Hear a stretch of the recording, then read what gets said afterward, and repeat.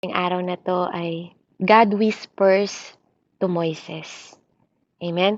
So sabi po dito, number 1, samantala, habang nagpapastol si Moises ng kawan ng biyenan nitong si Jethro na pari sa Midian, itinawid niya ang kawan gawing kanluran ng disyerto at nakarating siya sa Sinai na bundok ng Diyos. Doon, ang anghel ni Yahweh ay nagpakita sa kanya na parang apoy na nagmumula sa gitna ng isang mababang punong kahoy. Kitang-kita ni Moises na nagliliyab ang puno ngunit hindi nasusunog. Kaya't nasabi niya sa kanyang sarili, nakakapagtaka naman ito. Tingnan ko ngang mabuti kung bakit hindi iyon natutupok gayong nagliliyab. 4. Nang lalapit na si Moises, tinawag siya ni Yahweh buhat sa nagliliyab na punong kahoy. Moises, Moises, ano po iyon? Sagot niya. Sinabi ng Diyos, huwag kang lumapit. Hubarin mo ang iyong sandalyas, sapagkat banal ang lugar na kinatatayuan mo. Ako, ang Diyos na sinamba ng iyong mga ninuno, ang Diyos ni Abraham, ni Isaac at ni Jacob. Tinakpan ni Moises ang kanyang muka sapagkat natatakot siyang tumingin sa Diyos. Sinabi sa kanya ni Yahweh, nakita kong labis na pinahihirapan ng Ehipsyo ang aking bayan. Alam ko ang hirap na kanilang tinitiis at narinig ko ang kanilang pagdaing. Kaya't bumaba ako upang sila'y iligtas. Ilabas sa Ehipto at ihatid sa lupaing mainam, malawak, mayaman, mas sagana at lahat ng bagay. Ito'y ang lupain ng mga Kanineo, Heteo, Amoreo, Perizeo, Hibita at Jebuseo. Naririnig ko ang pagdaing ng aking bayan at nakikita ko ang pag-aaping ginagawa sa kanila ng mga Ehipsyo. Kaya't papupuntahin kita sa Paraon upang ilabas mo sa Ehipto ang aking bayang Israel. Tayo po'y manalangin. Purihin ka, O Diyos, Amang banal na makapangyarihan sa lahat na may gawa ng langit at lupa. Tunay nga, O Diyos, na sa panahon na kami po, Panginoon, ay nangangailangan, O Diyos, nariyan ka, Panginoon Lord, na tumutugon, Panginoon, sa aming mga hinaing, sa aming mga kainaan, sa aming mga dalangin, at sa aming mga kasalanan, Panginoon. Patuloy po akong humihingi ng pagpapatawad at paglilinis sa iyong harapan, O Diyos, sa mga oras na to.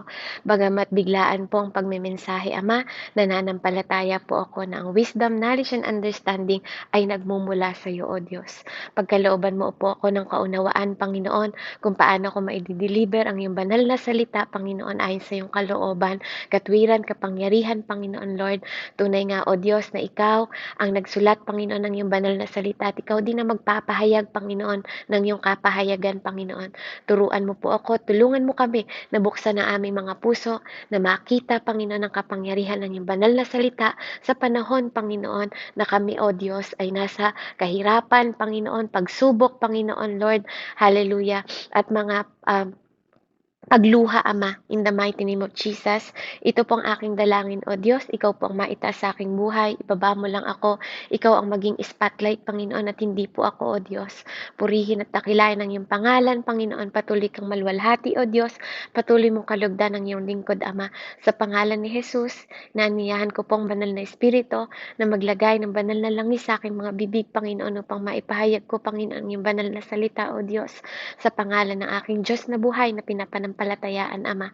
Sa pangalan ng Jesus, ito po ang aking pasasalamat, pananampalataya at pagsamba sa ngalan ng Diyos, Ama, Anak at Espiritu Santo. Amen. So dito po bago po ito na bumaba ang Panginoon sa pamamagitan ng apoy. Nananalangin po ang Exodus, no, ang mga tao, no, hanggang kailan, Panginoon, no po. So sa tuwing nakikita po tayo ng Panginoon na tayo po ay nahihirapan, no po, yung kanyang mga anak, no po, na hinirang, ano po, andun po ang pagtugon ng Panginoon. So dahil sa paghingi ng tulong ng mga taga-Israelite, ano po, dahil sila ay inaapi ng mga taga-Ehipsyo, no po, tinawag ng Diyos si Moises. na po, may tinatawag ang Diyos o ginagamit ang Panginoon na po sa tuwing gusto niyang iligtas, na po, o bigyan ng pabor, ano po, at nangungusap po ang Panginoon. No po, kaya dito tutunghayan natin on how God whispered to Moises. So sa Exodus po, makikita natin sa binasa ko, no? When God speak to your soul about who you are, believe Him. Kapag ang Diyos po nangungusap sa atin, na lalo po sa ating soul, po sa ating inner man, maniwala po tayo, na maniwala tayo sa Panginoon. Especially po sa wilderness ng ating buhay, no? Ang Diyos po ay tumatawag, no? God makes our calling very clear. Very clear po tumawag ang Panginoon. Kaya nga makikita po niyo dito sa verse 10, sinabi ng Panginoon doon na kaya't papupuntahin kita sa paraon upang ilabas mo sa Ehipto ang aking bayang Israel. Malinaw po yung sinabi ng Panginoon na bring my people, the Israelite, out of Egypt. No po? So, when we hear the whisper, excuse me po, kailangan po magkaroon po tayo ng decision. Kapag narinig natin ang tinig ng Panginoon na tayo po ay tinatawag ng Diyos, kailangan andun po ang ating pagdidesisyon. No po? Una, confirm it and receive it. Iko-confirm mo, no, na yun ay boses ng Panginoon at tatanggapin mo yun. Kapag na-confirm mo na tinig ng Panginoon ang tumatawag sa'yo, no po, receive it. Receive it. No po, kasi hindi lahat ng tao are chosen. Hindi lahat ng tao ay tinawag. Kaya nga po, filled with assurance.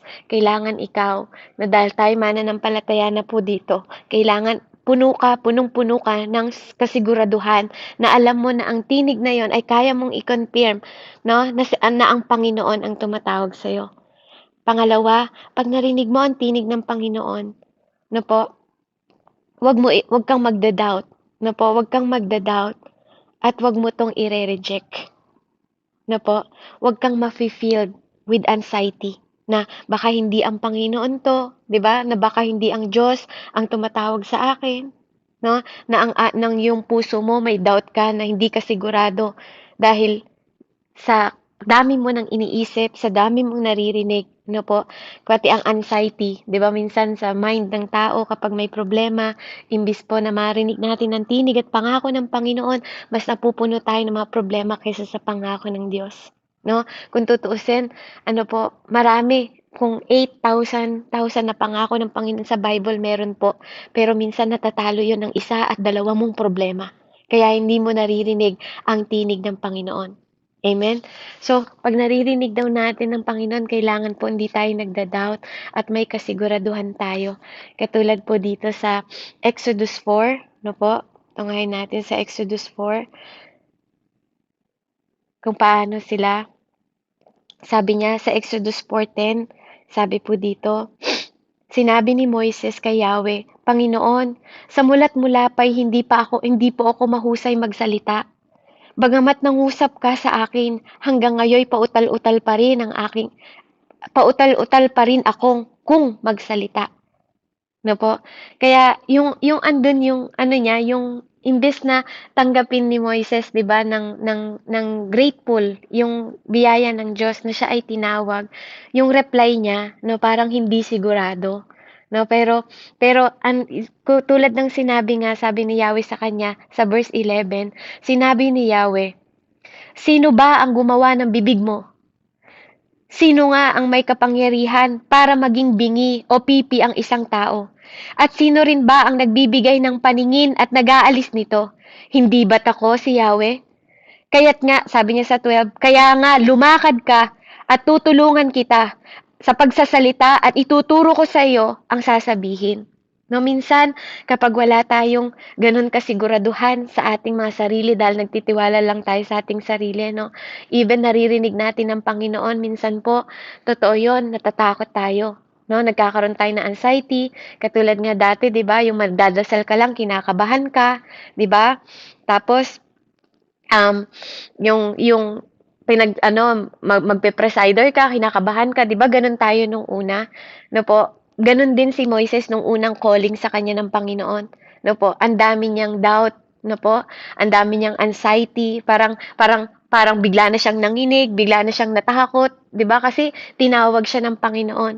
No, imbis na mag-ano siya, syempre naman kahit sino naman talaga, no, talagang nakita niya ng practical. Yung tawag dito, yung talagang actual, no po, na nakita niya talaga na nagpa-fire yung bush, 'di ba? Nakakausap niya yung tinig ng Diyos. Sino nga bang hindi matatakot sa Panginoon kung talaga naman nahaharap sa iyo ang Diyos, 'di ba? At ikaw ay tinawag ng Panginoon, 'di ba po? Kaya napakahalaga no na tayo ay laging handa magdesisyon tuwing tinawag tayo ng Panginoon. So, ikaw, ano bang ginagawa mo sa calling ng Diyos? Paano mong ginagawa yung kapanawagan ng Diyos sa'yo? Paano ka rin nagre-respond? No? Or ikaw din mismo ang nagdi-disqualify sa sarili mo? Kasi sabi po no ng Bible, tayo po, we are qualified. Pero minsan, tayo po ang nagdi-disqualify sa sarili natin. Amen po ba? It is written, we are qualified. We are righteous because of Jesus. So, ginawa niya tayo, binigyan niya tayo ng qualification. Binigyan niya tayo ng karapatan. Pero minsan, tayo, pag inutusan po tayo ng Panginoon, tayo mismo sa sarili natin ang nagdi-disqualify sa sarili natin. Paano ko gagawin yon? Saan ako magsisimula? Anong gagawin ko? Amen? So, dito po makikita natin, no? With a whisper, God can turn a dead end into a highway. No? Kapag ang Diyos nangusap, no, at bumulong sa iyo, no po, ang Diyos daw po kaya niyang i-turn ang dead end into highway. Sabi niya sa Exodus 14, yung alam mo na wala ng daan, pero ang Diyos, no po, may daan pa rin siyang ginagawa para sa atin. No po, kahit na punong-puno na tayo ng pag-aalala, punong-puno na tayo ng takot, no po, ang Diyos po, kilala niya kasi kung anong kaya niyang gawin. No po, kaya sabi niya sa Exodus 14:10, no po, hanggang 12, matinding takot ang naramdaman ng mga Israelita nang makita nilang dumarating ang paraon at mga Ehipsyo, kaya't dumaing sila kay Yahweh. 11, sinabi nila kay Moises, wala na bang mapaglilibingan sa amin sa Ehipsyo? Kaya ba kami dinala mo sa ilang parang na ito para mamatay? Dito para mamatay? Inilabas mo nga kami sa Ehipto, ngunit tingnan mo ang nangyari. 12, hindi ba't bago kayo umalis, sinabi namin sa inyo na ganito nga ang aming sasapitin? Sinabi namin sa iyo, huwag mo kaming pakialaman at pabayaan mo na lamang kaming manatili. Alipin ng mga Ehipsyo sapagkat mas gusto pa naming maging alipin kaysa mamatay dito sa ilang. Amen. So, dito po wala nang pag-asa yung mga tao. Wala na silang pag-asa, takot na sila. At halos pinagsisihan nila yung paghingi ng tulong kay Yahweh nung panahon na nakikita ng Panginoon na sila'y umiiyak at nagdurusa at pagod na. No, dumaing sila sa Diyos kaya pinadala si Moises. At ngayon, parang pag dead end na, pag wala ka nang nakikitang kaparaanan sa buhay mo, no, at wala ka nang nakikitang pag-asa, no, ganun po minsan tayo. No? Na sa dami ng problema natin, parang wala ng pag-asa. Pero tinatawag natin that we are Christian, that we are called, that we are chosen. Amen? Kaya nga, ang sabi dito, kapag narinig mo ang boses ng Diyos, no? Ang Panginoon po, kung akala mo dead end na, sa Kanya po highway pa. Amen? So sabi dito, obedient will lead us to highway, not dead ends. Kung meron tayong puso na marunong sumunod, ang Diyos po magbibigay ng daan sa atin kahit ano pong kaparaanan. Ang Diyos po, kung ano man ang paraan ng Panginoon, problema po ng Panginoon yon. Kasi siya ang magbibigay sa atin. Minsan kasi, kahit hindi na natin mahanap yung sagot, hinahanapan pa natin ng sagot. Ayaw natin yung tugon ng Panginoon. Ayaw natin yung miracle, yung wonders and signs ng Lord, yung signs and wonder ng Panginoon. Kasi, po tayo, we are qualified na makaranas. Dapat nga po, actually, hindi natin nararanasan lang yung mga tulong lang ng physical na tao eh. Actually, dapat nararanasan natin yung signs and wonder. Nararanasan natin yung miracle ng Panginoon sa panahon ngayon na ating paglilingkod. Amen? Kaya nga, sabi doon, how quickly do we overlook the past hardship? no? Gaano mo katagal titingnan yung mga hardship mo na mga nakalipas na when confronted with present challenges. 'Di ba? Yun yung nakita nung Ehipsyo, no? Yun yung nakita ay ng Israelita, no? 'Di ba sinabi ko sa inyo na wag niyo na, 'di ba? Ito yung sinabi ko sa inyo na maghihirap lang kami kapag inano niyo kami na naging alipin na lang sana kami kahit mamatay, 'di ba? Kung hindi mamamatay lang kami katulad ng nito sa ilang na to. Sabi niya, 'di ba? Kaya minsan po ayaw natin umalis sa comfort zone natin. No, kasi okay na tayo na nandun. Okay na tayo na inaalipin lang tayo. Okay na tayo na nagse-serve lang tayo. No po. Hindi kasi ganun yung plano ng Lord. Ang gusto niya kasi mapaglingkuran natin siya, no? Sa kanya, hindi sa mga katulad ng mga tao lang, no po, katulad ni Paraon, na hindi yun yung plano ng Diyos para sa kanila. Merong malaking plano ang Panginoon. Merong promised land ang Panginoon para sa kanila. No po, kaya wag nating kakalimutan, no po, God moves to us in mysterious way. No, God move in mysterious way sa buhay po natin. Kaya kung magtitiwala na lang tayo sa Panginoon, give yourself all in. Lahat po. Lahat ibibigay mo. Ang pagtitiwala mo sa Diyos, lahat ibibigay mo. No po, ibigay mo sa Kanya. Kaya nga sabi po ni Tatay Moises sa Exodus 14:15-16, sabi niya, sinabi ni Yahweh kay Moises, bakit mo ako tinawag? Palakarin mo ang mga Israelita. Itapat mo sa ibabaw ng dagat ang iyong tungkod. Mahahati ang tubig at matutuyo ang lalakaran ninyo. Amen? Na po? Kaya nga sabi, bago tinawag ni Moises ang Panginoon, ano po, sinabi ni Moises na lakasan ninyo ang loob ninyo. Huwag kayong matakot. 'Di ba? Kasi ganun yung ginawa ni Moises nung tinawag siya ng Panginoon, ano? Nag-respond siya very quick kahit alam niya, kahit dinidisqualify niya yung sarili niya, ano, kinwalified siya ng Panginoon at ginamit siya ng Panginoon. Kaya ngayon, nung narinig niya ang tinig ng Panginoon, pinalakas siya ng Panginoon dahil maraming mga salot ang talagang pinatotoo ng Panginoon na pinatunayan niya na siya ay Diyos. No, pero minsan marami ng miracle sa mata natin, ano po, pero hindi tayo naniniwala. No po, na ginagawa ng Panginoon sa buhay natin. Maaaring tapos na ang miracle, ang mga salot kung saan niligtas. Ikaw, ano yung mga salot ng buhay mo? Ano yung mga pain mo? Ano yung mga circumstances ng buhay mo? Saan ka niligtas ng Panginoon? Ano yung mga pagsubok mo? Amen? Nalampasan mo na. Ano yung mga frustration mo na mga sitwasyon, di ba? Na akala mo hindi natitigil, pero nung nag-ask ka sa Lord at nag-focus ka sa Panginoon, pinakinggan ka niya. Amen? Na po, maririnig mo lahat ng frustration sa other people, mga reklamo, 'di ba po? Sa kahit ano-ano at ibang uri ng sitwasyon. Kahit at tayo sa sarili natin, naririnig natin 'yon, 'di ba? Yung sitwasyon natin, nakakapagpahinto sa atin, no? Hindi tayo nakakapag-focus. And we ask God. Po, ask God sa mga panahon na hindi natin, na tayo ay nasa sitwasyon na ganun.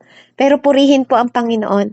Dahil sabi niya nga, no, sa ano natin, sa point po natin, while your strength set the stage, it God's guidance that deserve the spotlights. Na po? Kapag tayo po, na po, ay nagkaroon na ng kalakasan at sinet ng Panginoon, ano po, yung stage, no, nung nakadaan na po sila, no, dahil gumawa ng himala ang Panginoon, wag nating kakalimutan na ibigay, no, sa lahat ng ginawa niya sa bawat sitwasyon na nilagpasan natin at lalagpasan pa natin. O yung kung anong man ang hinaharap nyo ngayon na malalagpasan pa natin sa tulong at biyaya ng Panginoon at habag niya at grasya, kapangyarihan ng Panginoon. Wag nating kakalimutan, no po, na God's strength is the spotlight. Ang lakas ng Diyos ang spotlight, no? Sa Kanya po ang glory. Sometimes we forget po how much God help us. Kaya minsan, nagkakaroon tayo ng frustration. Because we have so much thing in our mind. Marami tayong bagay na nasa isip natin. We ignore God, no, on how God speak to us. Kaya dito po, ngayong araw na to, pinapaalalahanan tayo ng Panginoon na kung yung mga Ehipto noon na iligtas ay mga Israelita noon na iligtas niya at nailigtas niya sa kahit ano-ano pang mangsalot, ano po, at paghihirap at sitwasyon at katayuan, ano po. Ganon din po ang Panginoon sa atin dahil isa ka rin sa tinawag ng Diyos. No po? Kaya pag naririnig natin ang boses ng Panginoon, dapat po nagdidesisyon tayo na sumunod at sigurado tayo. No po? Very clear po kapag ang Diyos ay naguutos. Huwag natin siyang i-ignore, huwag tayong mag-doubt sa Kanya. No po? Kaya sabi nga po sa number 28, ano pong sabi doon? Sabi niya dito,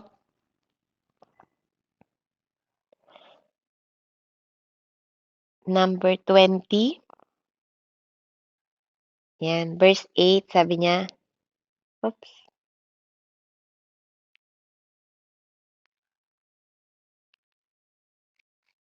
Sabi niya po doon, kunin mo ang iyong baston at tipunin ninyo ni Aaron ang buong mamamayan at habang nakatingin sila, utusan mo ang bato at maglabas ng tubig at mula dito aagos ang tubig. Sa pamamagitan nito, mabibigyan ninyo ng tubig ang mamamayan para makainom sila at sa kanilang mga hayop. Amen? So doon po sa panahon na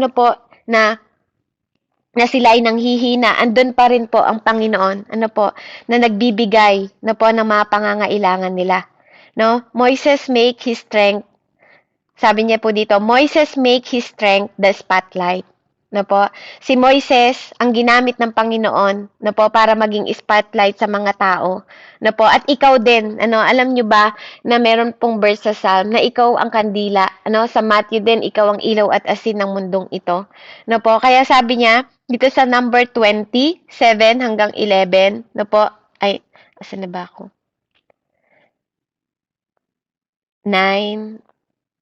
Kaya kinuha ni Moises ang baston at pagkatapos itinaas ni Moises ang kanyang baston, pinalo sa 2 beses sa bato at bumukal ang tubig at mula doon ay uminom ang mamamayan at ang kanilang mga hayop. Ano po? Kaya sabi nga ng Lord, sa mga panahon na tayo, nawawalan tayo ng pag-asa sa buhay natin, ang Diyos po ang living water. Na kahit sa wilderness at panahon na disyerto, nahihirapan ka sa mga painfulness mo, ang Diyos po ang ating buhay.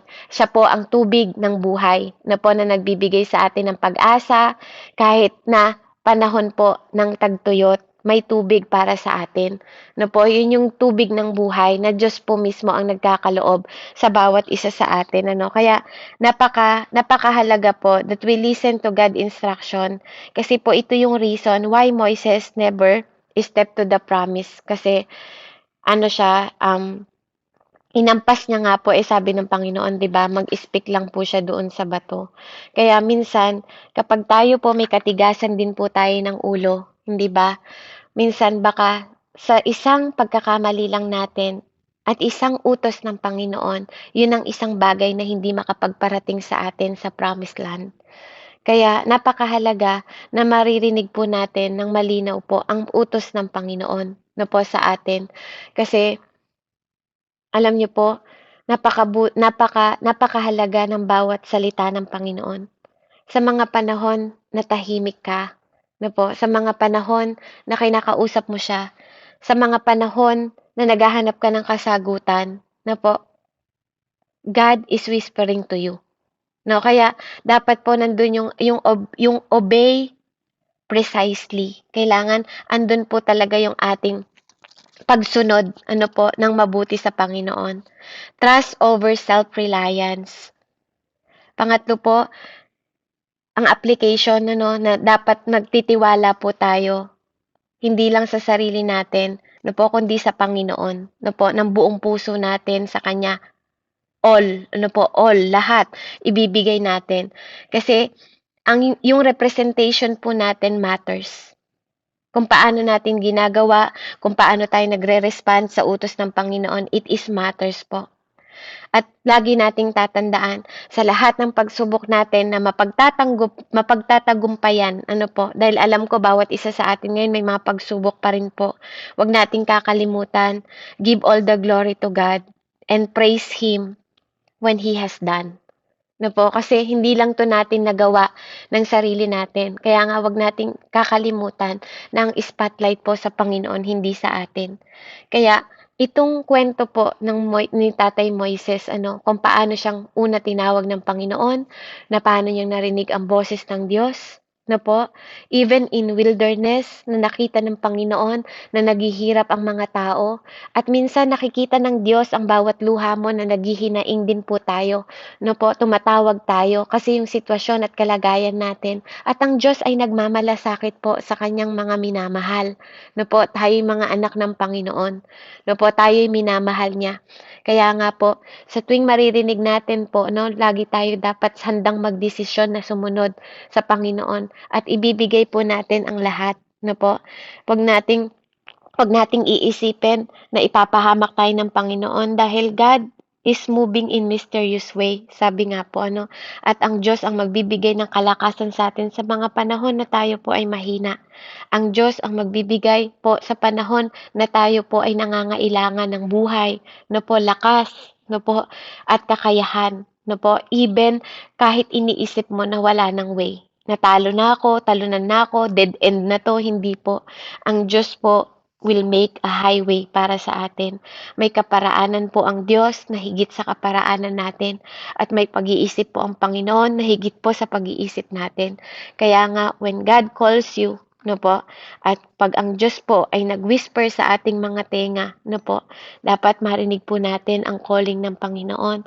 Dahil katulad po ng sabi ko nga kanina, tayo po, ano man ang nasa kamay mo ngayon, no po, kaya pong gamitin ng Panginoon yan to strengthen you, no? Yung puso mo, nakikita ng Diyos, ano man yung nasa loob ng bahay mo, kaya ng Diyos na paramihin yan. No po, ano man yung nasa kamay mo, 'di ba? Kung ano lang yung nasa kamay ni Moises noon, tungkod. No po, ginamit ng tungkod na 'yon, no po, para sa laban, para sa pagdaan, 'di ba? Para sa himala ng Panginoon. Kaya ikaw, no, nasa loob mo ngayon, ano po, nasa loob mo yung kapangyarihan ng Panginoon. You have to activate yung wisdom dahil sabi ng Lord, makikipag-isa siya sa'yo sa sarili niyang wisdom. Pwede mo nang maging wisdom, yung wisdom ng Panginoon dahil hindi niya yun ipagdadamot sa'yo. Amen? Yung kalakasan, 'di ba? Sabi ng Lord, sabi ng Bible, 'di ba? Sinabi po ng Bible na you are my strength, 'di ba? You are my refuge, you are my hope, you are my way, you are my provider, you are my healing, you are my redeemer, you are my God, you are my savior, 'di ba? Yun yung tumatawag sa atin. No po, yun yung Diyos na tumatawag sa iyo at sa akin. No, sa mga panahon na ano man ang kailangan mo, sabi ng Panginoon, sinabi din niya kay Moises, sabihin mo sa kanila kung sino ang tumawag sa iyo. Ako ay si ako. I am who I am. So, kung ano man ang iniisip mo, 'di ba? Kung sino ang Diyos sa iyo, siya 'yun. Kung iniisip mo na kaya kang iligtas ng Panginoon sa mga problema mo, ako 'yon, sabi ng Diyos. 'Di ba? Ako ay si ako. Kaya nga, 'yun po yung kapanawagan ng Panginoon na kung God calls you, at kung God have everything, kung God have all the way, 'di ba? And God have the eternal life, 'di ba? Why not God? 'Di ba? Be our way, be our life. Amen? Be our thought. 'Di ba po? Be our defender, 'di ba po? Why not God? Kaya kaya napakabuti po ng Diyos sa atin, kaya ano man po ang pinagdadaanan natin right now, naniniwala po ako, i-increase natin yung ating faith. Kung paano pong pinagkatiwala ni Moises, no? Bagamat hindi niya narating, no po, dahil hindi naman din yun ang naging hindi naman kinasuklaman si Moises, si Tatay Moises. Dahil kung bababasahin po natin ang tuloy-tuloy yon, matanda na rin po si Tatay Moises para ituloy pa. Kaya po si Joshua, no po, ang ginamit na, no po, para maihatid sila sa promised land. Kaya purihin ang Panginoon, at alam ko na ikaw, no, sa pamilya mo, ikaw ang pinili ng Diyos, no, para maihatid mo yung buong pamilya mo sa promised land. At alam ko rin na ikaw sa pamilya mo, no, you have the authority. Ikaw din ang gagamitin ng Lord to strengthen them, no, para palakasin sila, no po, para ipakilala yung Panginoon mo na bumulong sa'yo at tumatawag sa'yo. No, yung Diyos mo na nagpapalakas sa'yo at tumutulong sa'yo. Yung Diyos mo na nagbibigay, no po, at nag-share ng kaluwalhatian niya sa'yo to glorify Him sa pamamagitan mo. Dahil sabi ng Panginoon, ang mga tao magpapasalamat sa akin dahil sa buhay mo. Kaya ikaw at ako, kapatid, tinawag ka ng Diyos. No po? At alam ko, nagkakasangkapanin ka rin ng Panginoon. Una sa pamilya mo at sa mga tao na maiimpluwensyahan mo at sa mga tao sa paligid mo. Kaya anuman ang sitwasyon mo, no, anuman ang kalagayan natin at katayuan natin sa mga oras na to, napapagod ka man, nahihirapan ka man, may anxiety na ka na, kaiisip dahil marami kang iniisip, believe it or not kapatid, we need Jesus, we need God, na tulungan tayo, even in wilderness ng buhay natin, even in our pain, God is speak to our soul. And huwag tayong magdadalawang isip na maniwala. Manampalataya at manalig sa Panginoon na yung wilderness mo ngayon, yung pain mo magtutuwid sa'yo, magtuturo sa'yo, at magbibigay sa'yo ng pag-asa. Yung faith mo, is action na magdadala sa'yo doon sa portion na binigay sa'yo ng Lord, yung blessing na binigay sa'yo, yung blessing pwedeng agawin sa'yo, pero pag binigay na ng Panginoon yung portion ng promised land para sa'yo, wala na pong kahit sino ang pwede pang makaagaw. Kaya purihin ng Panginoon, to God be the glory po sa bawat isa, and all glory to God po. Tayo po'y manalangin. Salamat po, Ama. Maraming salamat po sa kwento na to, O Diyos, na muli naming binalikan, Panginoon Lord, kung paano mong niligtas ang maraming tao noon, Panginoon. Isa lang po kami, Panginoon, sa isa sa pinili mo at tinawag mo, Ama, na alam namin, Panginoon, na katambal ng bawat desisyon namin sa pagkarinig namin at pagko-confirm namin na nare-receive namin mga salita mo, ma-filled kami with assurance na ikaw ay aming Diyos, Panginoon, at ikaw ang Diyos na tumawag kay Moises, kay Jacob, kay David, Panginoon, kay Isaac, at ikaw din ang Diyos na tumawag sa akin at sa aking mga kapatid, Panginoon. Kaya naman, Ama, patuloy ko pong pinagkakatiwala sa iyo, anuman ang sitwasyon at kalagayan ng bawat isa, Ama, nananampalataya po ako na even in our wilderness, your voice, Panginoon, will whisper us. Your power, Panginoon, Lord God, at kaparaanan mo, Ama, ang tutulong sa amin. Your wisdom will help us, Panginoon, even in the dead end na akala namin dead end, you will make highway for us, Panginoon.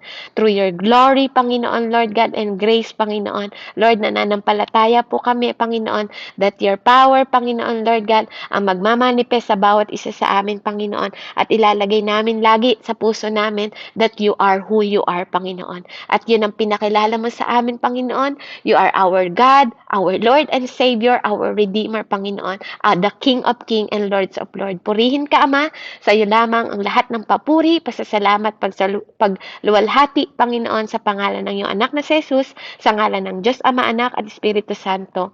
Amen and amen. Glory to God po, and God bless po sa bawat isa.